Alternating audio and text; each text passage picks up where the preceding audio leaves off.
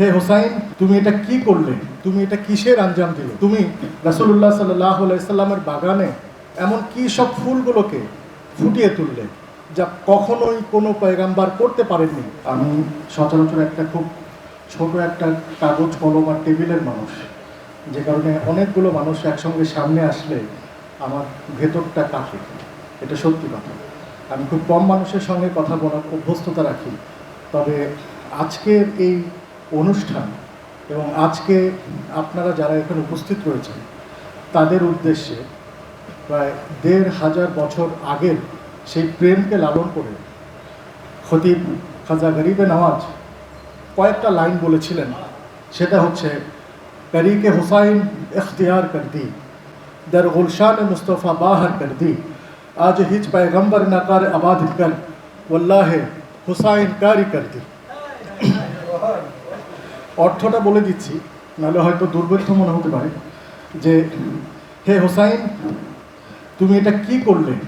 তুমি এটা কিসের আঞ্জাম দিলে? তুমি রাসূলুল্লাহ সাল্লাল্লাহু আলাইহি সাল্লামের বাগানে এমন কি সব ফুলগুলোকে ফুটিয়ে তুললে যা কখনোই কোনো পয়গাম্বার করতে পারেননি। এমন দুঃসাহসিক আঞ্জাম তুমি কিভাবে দিলে? এই যে অনুভূতি, এই অনুভূতির জায়গা থেকে আজকে মনে হচ্ছে সেই সিলসিলা, সেই তাবারক এবং সেই বরকত এখনও পর্যন্ত জারি আছে, এখনও পর্যন্ত তাবির আছে।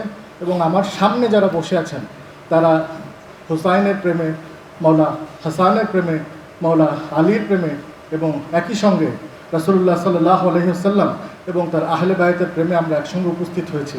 এই মানুষগুলোকে দেখে আমার সত্যি অত্যন্ত আবেগপ্রবণ লাগছে, আমি আপ্লুত বোধ করছি। খুব বেশি সময় নিয়ে আজকে আমাদের অনেক গুণীজন আমাদের সঙ্গে রয়েছেন, তাদেরকে কথা বলার সুযোগ এবং তাদের কথা শোনার সুযোগ আমাদের সবাইকেই করে দিতে হবে। যে কারণে আমি খুব বেশি সময় নিচ্ছি না, সবার কাছ থেকে সালাম চেয়ে নিচ্ছি, সবার কাছ থেকে আমার প্রতি ভালোবাসা, সংগঠনের প্রতি ভালোবাসা চেয়ে নিচ্ছি এবং একই সঙ্গে এই সংগঠনটাকে যেন আমরা অনেক দূর অবধি নিয়ে যেতে পারি সেই প্রত্যাশা ব্যক্ত করছি। ধন্যবাদ সবাইকে। আসসালামু আলাইকুম।